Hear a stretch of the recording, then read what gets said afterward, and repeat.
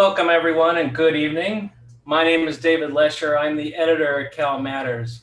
For those of you who don't know CalMatters, we are an independent, nonprofit news organization covering all of the major issues at the state level in California since we launched about 5 years ago. So tonight we're going to bring you, you are attending our Props to You event. It's the second in 5 events that we're doing in a series about all 12 of the propositions that are on the ballot this year in California. In this format, our reporters will be taking questions from voters and presenting them to representatives from both sides of these issues. Tonight, our 2 moderators will be Byrhonda Lyons, our video and justice reporter at CalMatters, and Nigel Duara, an inequality reporter at CalMatters. They'll be hosting a conversation about 2 of the most important issues on this year's ballot involving justice and public safety. Byrhonda will host the conversation about Proposition 20, which would revise sentencing laws in California, and Nigel will host the conversation about Proposition 25, about the cash bail system in California. So I want to thank all of our guests for joining us tonight and helping us understand these very important issues. I also want to thank Nextdoor, who partnered with us on this event by getting the questions we'll be asking about the propositions from their members all over the state. And for more information on these propositions and all 12 on this year's ballot, I'd encourage you to go to our election guide at calmatters.org. You'll find information about money and polls and the arguments on both sides and the background and the issues, and you'll see a video explainer for each measure. You can also see all of the work from our reporters on the major issues in the state, from viruses to wildfires and schools and the economy. And if you like what you see, please become a subscriber to our daily newsletter or become a member by making a donation. So now it's time to begin our program, and we'll start with our video explainer about Proposition 25. Following the video, Nigel will begin our questions and answers. So thank you for joining us and enjoy the show.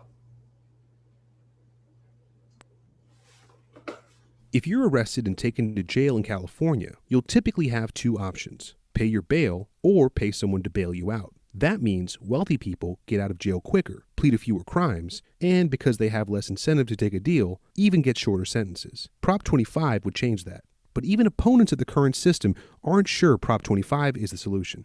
I'm CalMatters reporter Nigel Duara, and this is what you need to know about Prop 25 in under a minute. Prop 25 would make California the first state to replace cash bail with an algorithm that assesses a person's risk of fleeing before trial. Former Governor Jerry Brown signed a law ending cash bail in 2018.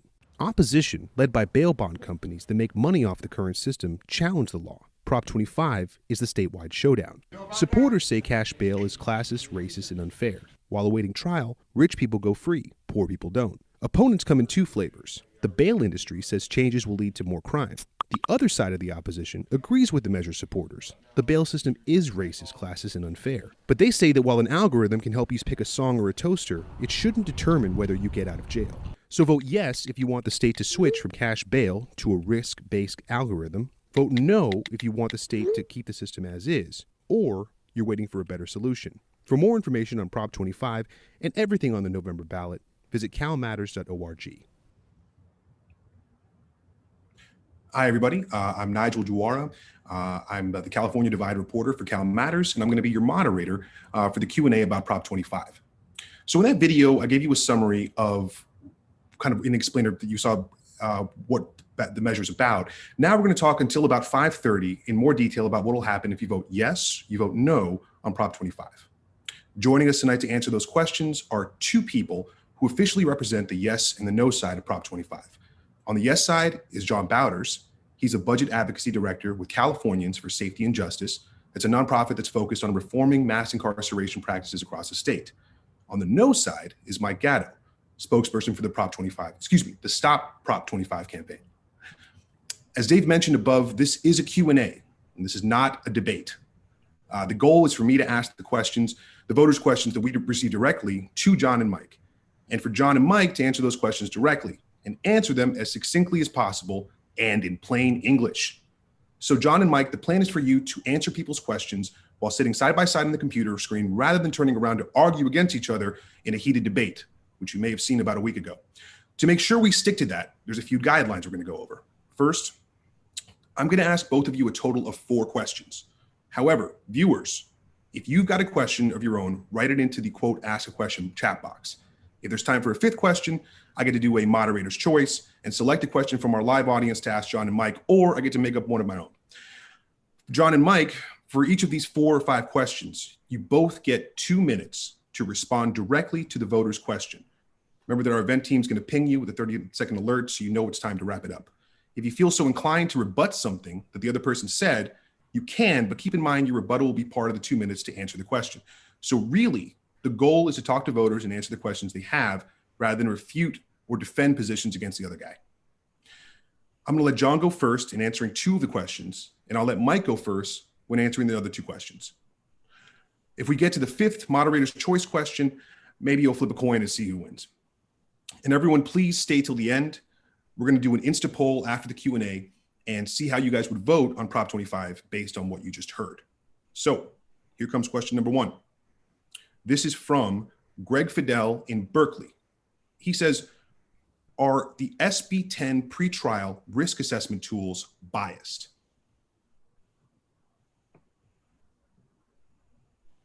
And Mike, please, John, please go first. Thanks, Greg, for the question. There are issues with pretrial risk assessment tools. The question as to whether they're biased on the whole, I would say no. Risk assessment tools are a compilation of socio and criminogenic data that is taken about the defendant that judges currently don't see. So they evaluate things like how long has the person lived in the community? Are they working? Do they have family who can support them and bring them back to court if necessary when it's time for their case? But there are a couple of factors that are included in the overall risk assessment tools that cause some concern for some of our allies in the reform movement. And those related to arrest and conviction data. Over-policing in communities means that brown and black people have traditionally had higher arrest rates and higher conviction rates. And that leads some people who are friends to our movement to be concerned that some of that data is quote unquote baked into the risk assessment. The issue with the risk assessment being kind of painted as the problem, though, is diminished by the fact that there's guardrails around how the risk assessments are used. So first, the judge just gets that as one of 5 tools alongside to give them a picture of what the defendant's situation is. They also get an assessment from the pretrial risk assessment agency. They get a victim statement. They get the facts of the case, and they also get to see the defendant. Currently, the judge just puts their finger on one end of the bail schedule and decides how much money it's going to be worth to let the person free. The other thing is that accompanying legislation in SB 36 provided guardrails. And so unlike other jurisdictions that have used risk assessment tools where these concerns have come from, the risk assessment tools in California have to be validated in the community they're going to be used. So they have to be based on local factors in the community. They have to be reviewed annually and report data. How the risk assessment tools are weighted and what factors are included have to be made public by the county. And the Judicial Council in consort with the counties every 3 years has to redo the validation for the assessment tool to ensure that it meets the current day standards for the community it's serving. So while there are some concerns and we believe risk assessment tools are an important step forward, we recognize that the system has historically been institutionally racist in a number of capacities, and that unfortunately we cannot completely escape that in the administration of justice. But we believe removing wealth-based metrics will help us make this system more fair and can produce better results going forward. Almost made it in 2 minutes. Thank you so much. Mike, your response, again, the question is from Greg Fidel. Are the SB 10 pretrial risk assessment tools biased?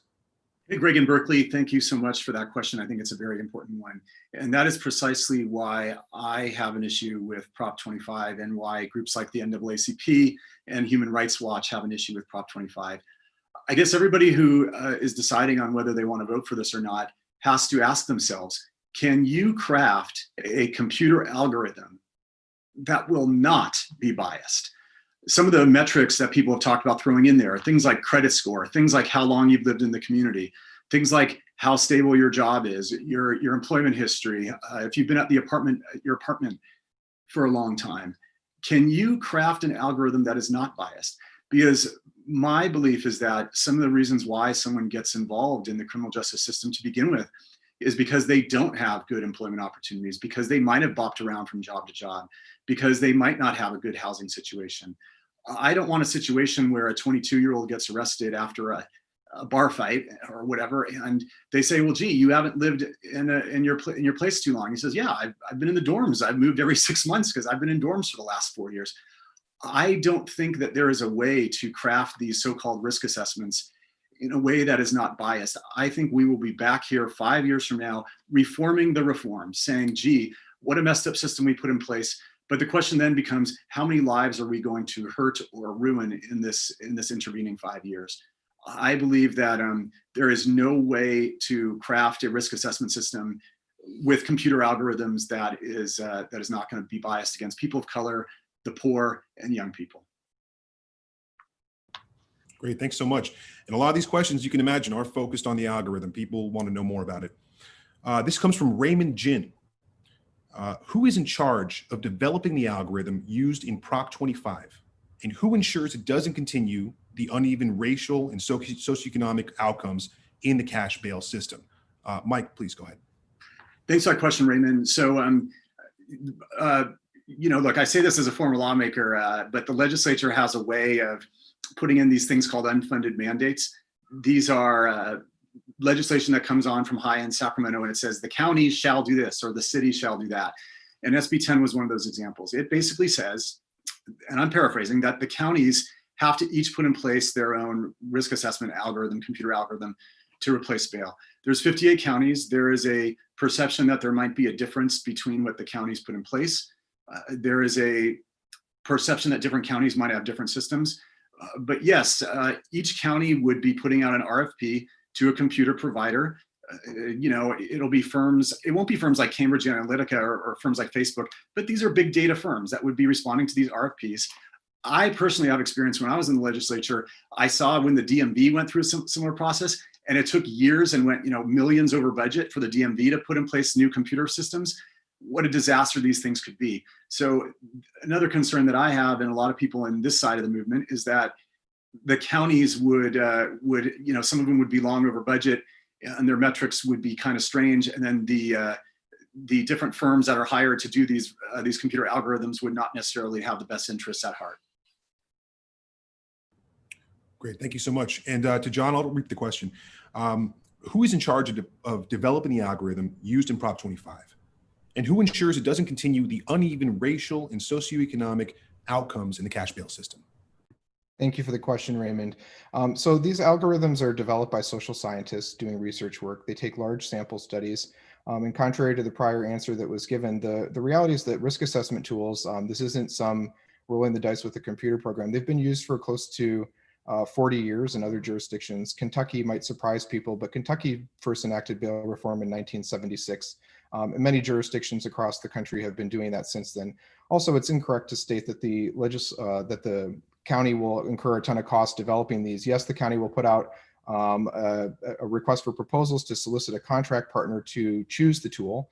Each county gets to choose a tool, but it has to be validated in the county that it's going to be used, and it has to be approved by the Judicial Council of California, and it gets reviewed annually by the Judicial Council to check to make sure that there aren't racial biases. And going back to my comment about SB 36, the Independent Legislative Analyst's Office also said that counties are expected to save tens of millions of dollars annually on the implementation of an alternative to the cash bail system. And the idea that the algorithms are going to be racist or biased and it's going to prejudice students or other things hasn't proven to be the case anywhere. Santa Clara County has been implementing this program actually for a number of years on its own, and in doing so has a 95% return to court rate, which is considered one of the highest in the nation, and it has a 99% non-reoffense rate. So these can be done safely. They can be done cost effectively. They actually give time back to courts and to judges to work on cases that are more serious for the community and require the community's attention. And there's a lot of independent analysis that shows that far fewer people would sit in jail as a result of them. Thanks. And this next question from Gina Weathersby, this actually gets to a pretty core issue I don't know if we've really addressed yet. Why would we not want people awaiting on trial to pay bail? John, you want to start? Because there's no correlation between wealth and public safety. A classic example is a student at Stanford University in the last couple of years, some folks may be familiar with, who was arrested for sexual assault and rape, whose parents posted his bond and he went home free. And contrary to that, you have the case that's perhaps known by some folks, of Mr. Humphreys, who stole $5 and a bottle of cologne from a store, and his bail was set at $600,000. He spent over a year in jail waiting for his trial for that misdemeanor offense. There's nothing that correlates public safety with wealth. People who are wealthy commit very dangerous crimes and go home immediately, as was noted in the 1-minute synopsis, which I think was excellent. And there are people who are poor for no reason other than being poor who sit in jail. And they're paying a non-refundable fee to a bail agent, for example. It's a 10% non-refundable fee. Whether your charges are dropped or you're found not guilty, you never get the money back. But there's nothing that actually requires or that confirms the person will come back to court. Bail is not a reason why people come back to court or don't, but having a robust pretrial services system that actually provides contact to a person on pretrial release, provides other types of check-ins and services to people that counties would have to implement under SB 10 is a way of ensuring that people do come back to answer to the charges that they've had leveled against them. Also protects the victims and the witnesses. And we enshrined Marcy's Law into SB 10. So victims have a say in this process and are part of the process. Wealth-based analysis has not delivered public safety, and we know from other states that have done this that risk-based analysis does do that. Thank you guys for keeping your answers nice and tight. Mike, same question to you. Why do we not want people to have to pay bail to get out if they're waiting on trial? So obviously, most people know that bail has been around for over 1,000 years, and there's sort of an intuition about it, which is if you make somebody have a stake in things or their family, there is a good chance that they show up to trial. When you talk to victims of domestic violence, you talk to rape victims, you talk to people who were assaulted, there's a component of it where it's like they know that for them to achieve justice, they need to make sure that their perpetrator shows up in court. And so there's a powerful impetus for all of us to make sure that perpetrators do show up in court. I do take a little bit of issue with the characterizations, though, because, of course, we all hear these examples of, Bernie Madoff gets arrested and his bail is set at $10 million and he pays it because he's got $10 million. But then someone who is arrested and bail is set at $5,000, they have to come up with $500 as John said, 10%. And that $500 can be really hard on some. And I get that. I understand that. But, if you view this from the perspective of a victim wanting to make sure that your perpetrator shows up, bail can be a powerful tool. And if you view this from the perspective of a family who's had a loved one arrested, and you got to remember here what this proposition is proposing is replacing bail with an algorithm. It's not saying everyone goes out. And if you are faced with a computer printout that says, sorry, your loved one, your son, your daughter cannot get out of jail, would you want the option to pay bail and get that person out? And almost everybody you talk to says yes. So, again, the people who are proposing a change of system, they've got to justify it. And proposing a computer algorithm to replace a system that's been around for a long time. We all know from sentencing guidelines that these computer printouts become a crutch. They become an easy thing that judges work on. And sentencing guidelines were not supposed to be the de facto sentence. They ended up being so, and that's a concern here. Sure. And we should mention, of course, that the algorithm is one part, of course, of the larger plan that they have. The algorithm is certainly grabbing the most attention.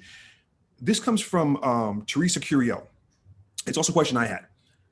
The algorithm is going to be kind of a scorecard for judges to say, this is how much you've deviated from the algorithm or not. What happens if those judges just ignore it? Is there any consequence? So that's a great question, Teresa, and it's one that I started to talk about in the last answer. People forget it. It's worth mentioning for the viewing audience. Judges in California are elected, okay? And judges in California are human.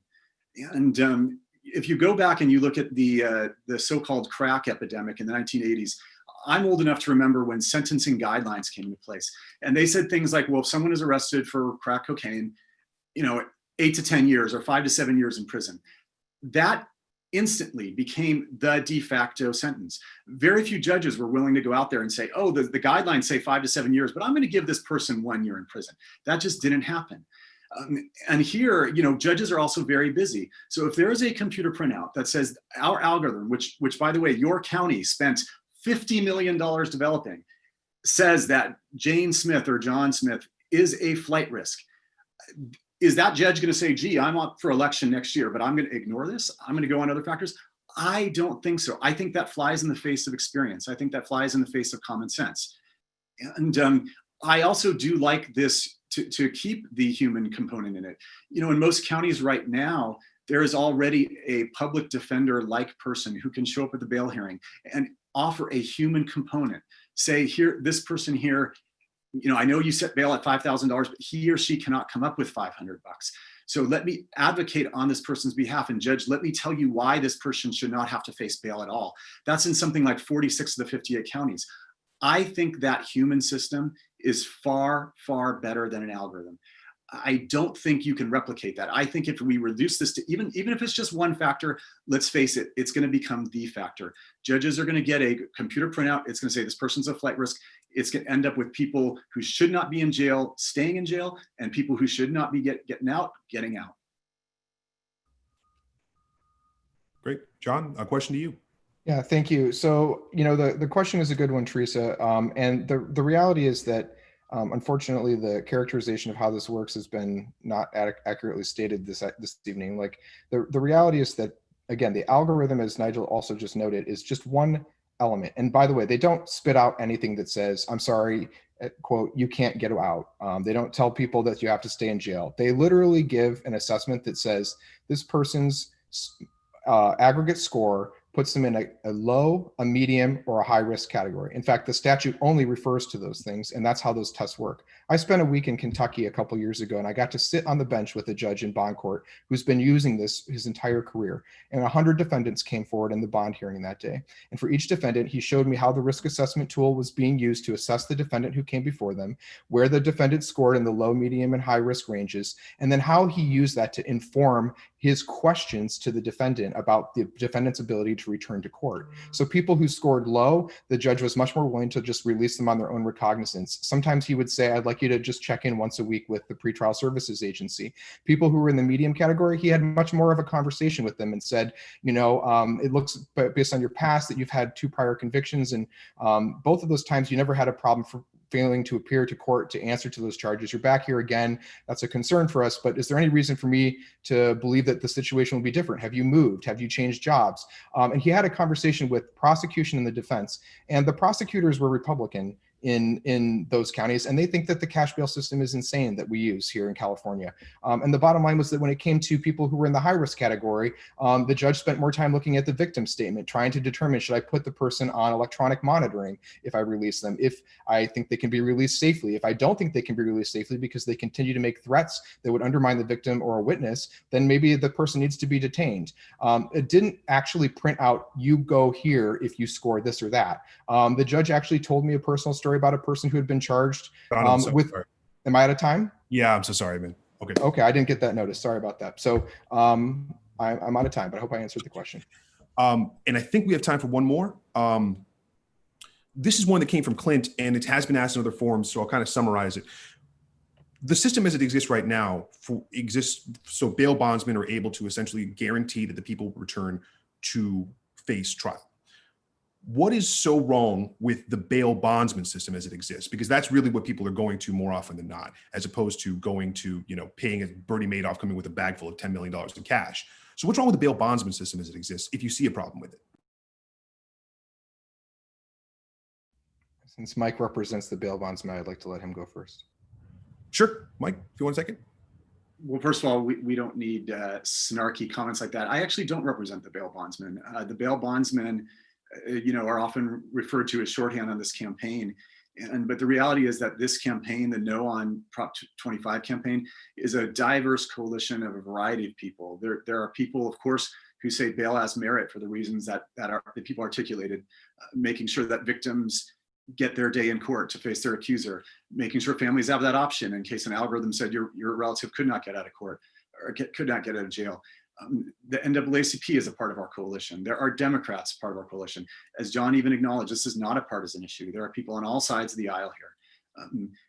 But I guess the core of the question here is, you know, do we, this proposition before us is a very simple black and white proposal to replace the entire bail system with a computer generated algorithm, that would be the biggest factor, the biggest determinant in letting somebody out of, determining whether someone gets out of jail.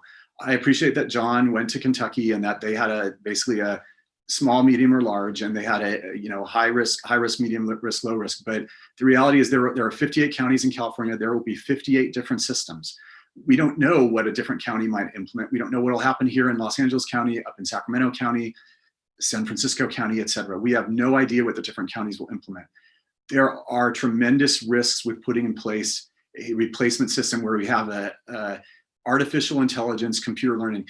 As the introduction said, that might be great for Netflix recommending what movies you like. By the way, with me, it's wrong half the time. I don't want the recommendations that they make. But when you're talking about someone's freedom, you're talking about the most precious thing that they've got.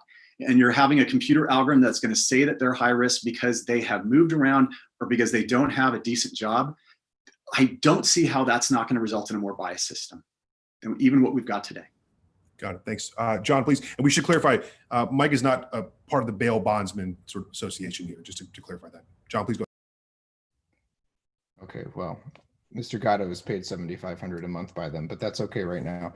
The NAACP also is, you can read a CalMatters report on the NAACP and the chair of the California NAACP taking cash consulting payments from the bail industry for this campaign. The bail industry itself doesn't appear at these forums. They send other people to do it. And there won't be 58 different systems. To the question about bail bondsmen, the laws in California have tons of loopholes in it. And that comes from years of bail bondsmen lobbying in California.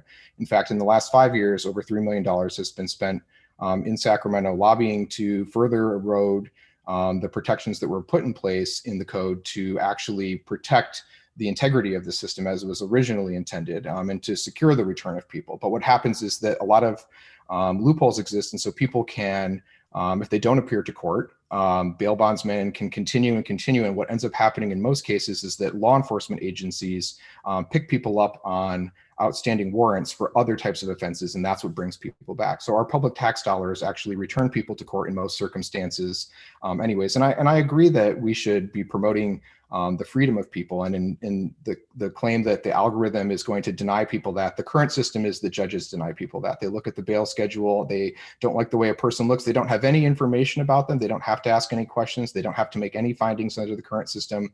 They can simply choose to pick the high end of the bail schedule and set it at that. And the state law under SB 10 would be a uniform application of pretrial assessments. There would not be 58 systems. There would be a uniform system. It would report to the Judicial Council of California, and it would be managed collectively by the Probation Officers Association. Thank you. Okay, great. All right, voters, please take the Zoom poll here. Vote yes or no on Prop 25. Right now, let's see if it would pass or not in our little group here. We're going to see the results during the rest break before the Q&A on Prop 20 starts with Byrhonda. John and Mike, thank you both very much for taking the time to answer these questions in an easy to understand way and keeping it mostly civil. Gentlemen, stick around and we'll be back shortly with part 2 on Prop 20. Thank you. Thank you so much. Thank you.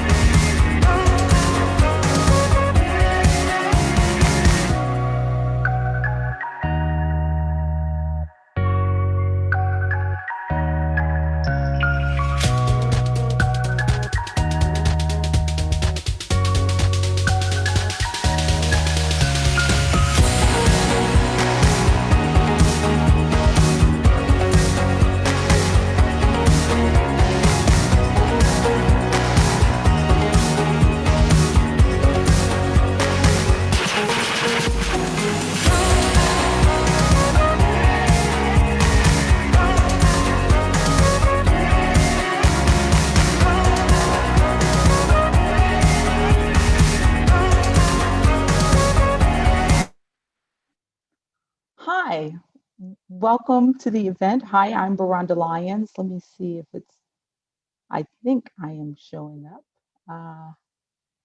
Let's see. Yes, here I go. Okay, hi, I'm Byrhonda Lyons. I'm Justice Reporter, video journalist with CalMatters. Welcome to the second half of the show, a Q&A about Proposition 20. Let's kick off this session with the Proposition 20 explained in 1-minute video.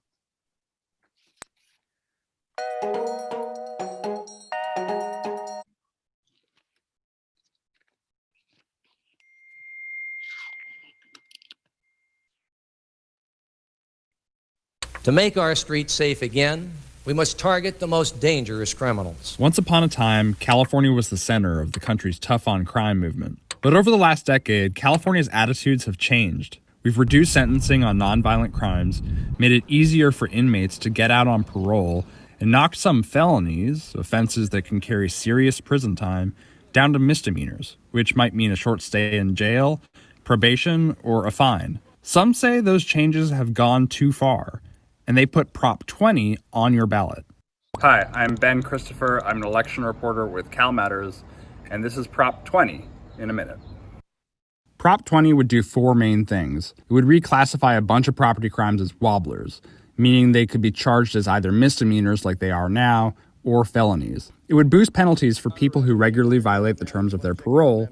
It would require law enforcement to collect DNA samples from people convicted of some misdemeanor property crimes, and it would double the list of violent felonies that disqualify offenders from being able to apply for early release. Under California law, domestic violence isn't considered a violent crime. Wait, what did she just say? Can we stop the clock? Okay, so just to be clear, that doesn't mean domestic violence is legal in California, but if Prop 20 passes, it would be one more offense that excludes an inmate from the possibility of early parole. All right, go ahead. Supporters say Prop 20 closes dangerous loopholes in the law and that early reforms have resulted in an increase in property crime, which seems to be true. Opponents say this isn't the time to go back to the 1990s when tough-on-crime laws failed to reduce crime and triggered mass incarceration that ruined countless lives. Plus, the state crime rate is at a historic low. So vote yes if you want to increase penalties for some property crimes and make it harder for some inmates to qualify for parole. Vote no if you want to keep things the way that they are. To learn more about everything on your 2020 ballot, go to calmatters.org. Hi, everyone. If you are just now joining, I am Byrhonda Lyons, Justice Reporter with, here we go. Okay, sorry. All right, if you're just now joining, I'm Byrhonda Lyons, Justice Reporter and video journalist with CalMatters, and we're going to be talking about none other than Prop 20. So before we get started, I'd like to welcome our guests. We have joining us on the yes side, Sacramento County's District Attorney, Anne Marie Schubert. Welcome. We also have on the no side, Contra Costa County's District Attorney, Diana Becton. Thank you for joining. Thank you. Before we get started, here are a few ground rules, which were the same as the previous event. We'll ask 4 questions that we've gotten from our audience. You each will have 2 minutes to answer each question. Our event team will ping you at 30 seconds when you have 30 seconds left. If you feel like you need to rebut something, you can. Just remember that it counts towards your 2 minutes. Everyone will do an Insta poll at the end. And also, if you have questions, just add them to the chat and we'll work them in. So let's get started. I want to start off with Diana. One question we got is, why is this on our ballots and why should everyday Californians care about Prop 20? How will it affect their lives daily? Well, Proposition 20, as we heard in the video just now, seeks to do quite a few different things. One of them is to reclassify certain low-level offenses as wobblers, meaning that certain crimes which now can only be charged as misdemeanors could possibly be charged as felonies. It also requires the collection of DNA for certain misdemeanor offenses, and it decreases the number of people who might be eligible for early release. It's a good question because in recent years, California has made some really important steps away from mass incarceration. Mass incarceration brought exorbitant cost, it brought racial disparities, and really devastation in so many of our communities. And it really had very, very little effect on public safety, which is what we're all worried about. So this is really not a time to turn back the clock. This alleged tough on crime takes aim at the several reforms. But I think although there are a couple of things in there that I could agree with, I think this hodgepodge of changes goes way too far and will turn the clock back on all the reforms that we've been able to make in recent years that have actually also been accompanied by a decrease in crime in almost every category. Anne Marie, same question. Why should everyday Californians care about Prop 20? I think that everybody, no matter what your walk of life is, wants one thing, and that is to feel safe in their neighborhoods and feel safe in their homes. And what we've seen over the last 5 to 6 years, really since the time of 2014 when Prop 47 began, is that we're less safe. And this initiative, which I honestly am proud to say I was an integral part of writing it, is a very balanced, compassionate means to address some of the public safety issues we're facing. It is not designed to put one more person in prison. It's not designed to roll back mass incarceration. So there's a couple components, and Dinah, who I have respect for, and we disagree on this issue, but she mentioned some of them. Prop 47, when it was passed, the intent behind it was a very legitimate one, which is people that steal people that have drug problems tend to steal. So let's get them help. We all agree with that. But we can all drive around the streets of our communities, whether it's Sacramento on Alta Arden Expressway, whether it's in Contra Costa in front of Andy's Donuts or Buckley Square. We can see that we have a significant drug problem and we're not getting people the help we need. So this component of this initiative helps people get back on track. And yes, it does require that somebody that has a serial theft problem, meaning the third time that we're going to put you back in a potential felony, but you're not going to prison. We're going to try to put you in drug court. Prop 57 component is that we all agree, I would like to believe, that domestic violence, rape of an unconscious, human trafficking is a violent crime by definition. The overwhelming polling and responses from the public is those are violent. So we should not lie to the public and tell them that we are letting them out early because they're nonviolent. The penal code should match reality, and right now it does not. And the last thing would be the DNA component, which I'm very fond of, obviously. So one question that we've gotten from Ryan Lester, he was a victim of multiple property crimes since moving to Oakland, and he's never been contacted by an investigator to follow up. And he has a question: what's wrong with charging many property crimes as felonies, especially since the bar for prosecuting multiple misdemeanors as felonies is so hard? Will you start, Dinah?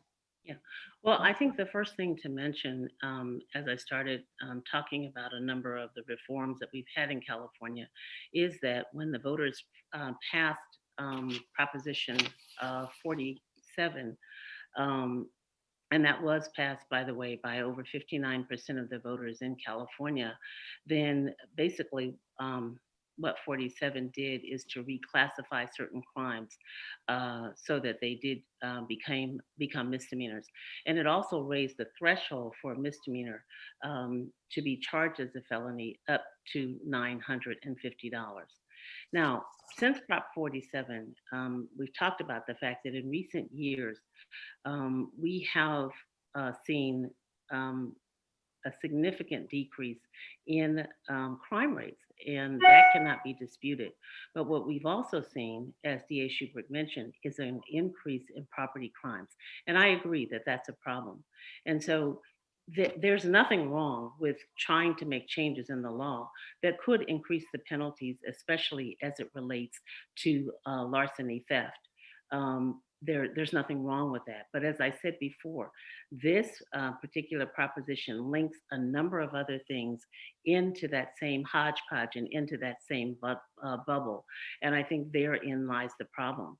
So we're trying to address that one particular issue, which is rising crime with respect to car thefts or vehicle thefts, but at the same time, we're changing all of these other things that are going to essentially roll back all of the progress and reforms that we've made in the last 10 years or so. And it also is going to cost taxpayers a significant amount of money to do so. Today, California already spends over $13 billion a year on state prisons, and that's way more than we spend on higher education. And a lot of the voter-approved criminal justice reforms would be rolled back, and I just don't think, and I think it's going to also give us higher incarceration rates. I have to move on. Anne-Marie, will you answer the question about property crimes? Do you need me to ask it again? I got it. I think I remember Ryan asked it. It's actually an excellent question. The question is often brought, why can't prosecutors just combine these theft crimes to get over that $950 threshold? That's because the law in California does not let us do that. So if I decided today that I wanted to go to 5 different stores and rip off for, maybe $900 of purses, I cannot put them all together to make a felony. That's not within our authority. If we had the authority, we would do that. So what we see in California is an explosion of what we call serial theft. And so when Ms. Becton talks about that we're on board on the same issue. This is a very significant problem. Much of that is driven by drug problems. I disagree with Ms. Becton about the fact, yes, crime rates in general have dropped, but crime rates on theft have gone up astronomically. You can look into San Francisco, car thefts has gone up something about 600%. In California, the loss of property crimes is upwards of $2 billion since Prop 47 passed. That's just what's reported. There is grossly underreporting of theft crimes. And that does not account for the fact that we're not collecting sales tax if somebody rips off the store, which means that we're not going to be able to have that money to put into important community programs. So there's a trickle down effect of that. This is not a hodgepodge. This is not a mass incarceration effort. This is not a prison effort. We're not putting anybody else in prison. We are telling the voters on the Prop 57 piece that domestic violence is a violent crime. Rape of an unconscious is a violent crime. We should not mislead the public into believing that they are anything other than violent. So hopefully that's answered the question about the property crimes in particular. Yes, and Anne-Marie, I have another question. I'll start with you. Sure. What specific crimes, this is from LNG, what specific crimes will be considered wobblers? Theft-related crimes. So, and it has to be what we call serial theft. So there's a number of, if you have gone into, let's say, take Target, and you've stolen from them multiple times before, the first couple times they're going to remain misdemeanors. Our whole goal on all of this is that, the person that steals gets the treatment that they have. But if you have become a repeat offender on that third conviction or that third entry into Target or that third and the conviction, it's not just going in, it's actually being convicted, then it's a wobbler. There's other different, you get into the weeds, there's organized retail theft, there's walking into a bank, there's walking into grocery stores, retailers, a number of different crimes. But the main thing is that if you commit a theft and it's the third time that you are convicted, and then it can become a wobbler, but you're not going to prison. The goal, again, is to get you into drug. Diana? Sure. I think that the thing that I would say that's a little misleading about that, first of all, to answer the question, Prop 47, as I mentioned before, passed by 59% of the voters, raised the threshold for theft to $950. So if the theft was under that amount, then you could not be charged with a felony crime. And what Proposition 20 will do is it will lower that threshold so that if a person does steal 3 times and they're caught, that threshold actually gets lowered to $250. And that's a significant difference. And then it becomes a wobbler. And the person can, for a wobbler, it is eligible for state prison. So I think that is to answer the question, the significant difference. The voters approved $950 as the threshold, and this lowers that threshold if you are caught for theft 3 times down to $250. Do I have any time left? Just real quick. Yes. Okay, just really quick, 2 things. You do not go to prison on a felony wobbler. It was specifically written into the initiative. I helped write this, that it's what we call 1170H, means you do not go to prison on this. As for the thresholds, the first 2 times you're convicted, it remains at $950. So essentially, I hate to say this, you can steal twice at 950. On the third, when you are now a serial thief, yes, it does reduce itself, and it makes it a wobbler, but it's not a state prison crime. Another question that came in from one of our YouTube viewers said, I'm all for making sure domestic violence crimes are punished justly, but I'm not sure why there's a need to collect DNA for misdemeanors. Why are all of these issues on one ballot measure? Anne-Marie, I'll start with you. I'm going to talk about the DNA because I'm pretty passionate about it. When Prop 47 passed, I think there was somewhat of an aha moment that when theft and drug crimes were reduced to misdemeanors, that we would no longer be able to collect DNA from those individuals. And I had a moment because in 1989, a young old woman named Sophia McAllister was raped and murdered in her home. And the only reason the case was solved was because an individual who was caught with drugs and arrested, that DNA collection resulted in the solving the case. He confessed, he went to prison. But what we know statistically from the Department of Justice's own data is that theft and drug crimes correlate to solving violent crimes. So our failure to collect DNA now on those crimes is we are losing the opportunity not only to solve crime, to prevent it in the future. So rapes and murders are not being solved because we are not collecting on those types of crimes. Diana? Sure, thank you. I think that, again, once these crimes were reclassified by the voters through the propositions, the reform propositions, it means that they were no longer eligible to have DNA collected. We don't collect DNA on misdemeanor crimes in California, and so this would create a class of cases where we would be changing that. I particularly don't agree with that. I don't know that there's statistical data that shows that for people who are convicted of low-level nonviolent crimes, such as a misdemeanor offense, that collecting their DNA and putting it in our database is going to lead to solving murders and other violent crimes in our county. I am a big proponent of collection of DNA. I believe in it. We collect it now on felony cases, and we certainly collect it on all violent offenses. And I think that when we're talking about protection of the public, that those databases do include the DNA of those who are the dangerous and violent criminals in our communities. Okay, one final question that came from Donna, and I'll start with you, Diana. Why wasn't this matter handled by our taxpayer-funded legislators, where the particulars could have been debated and amended? Why do voters have to do their job and be faced with the prospect of enacting a particularly deficient measure?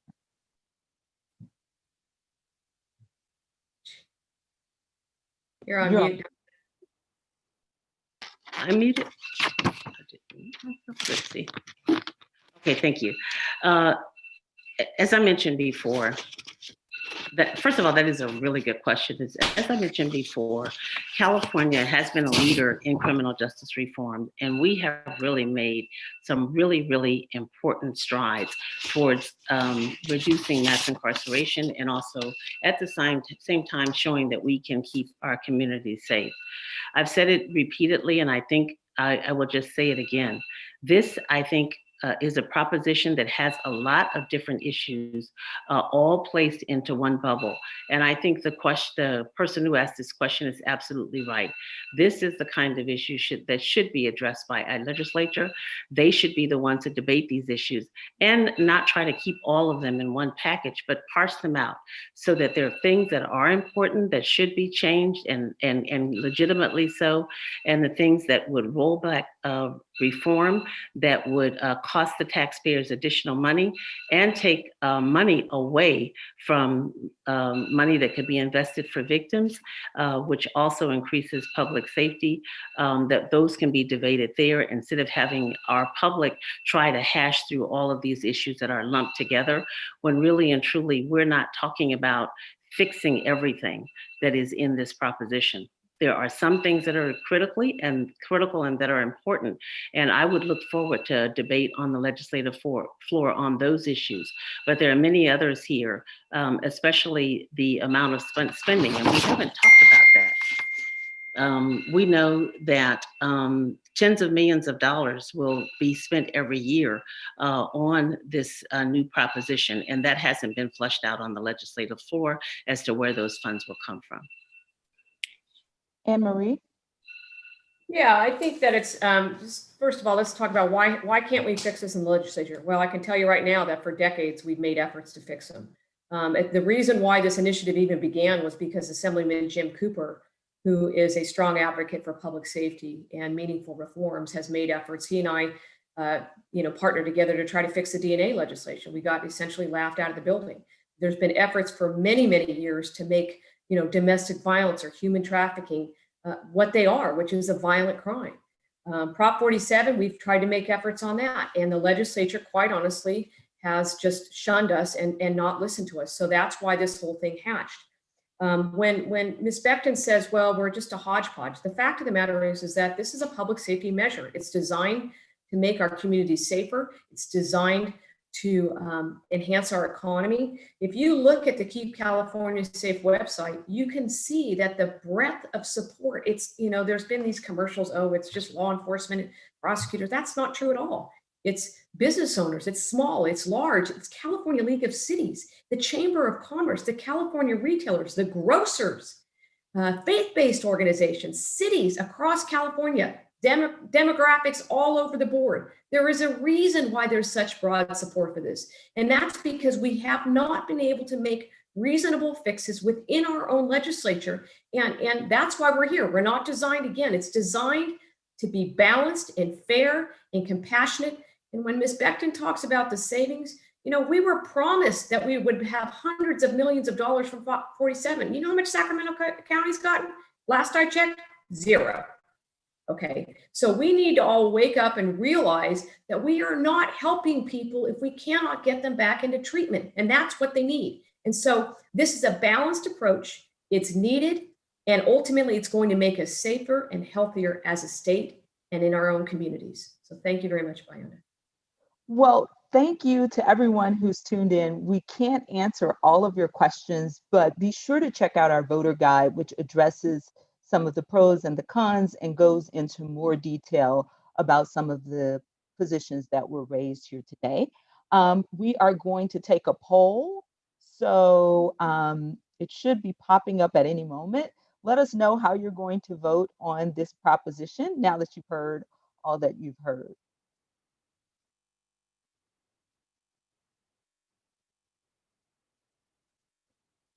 And we will be back with you for the next series of props to you. We have Prop 16, 17, and 18, and that will be tomorrow. You can learn more about our Props to You events at CalMatters.org. And thank you for joining us. Don't forget to vote, and definitely check out our voter guide at CalMatters.org. Thank you for joining, and we'll see you at the next event.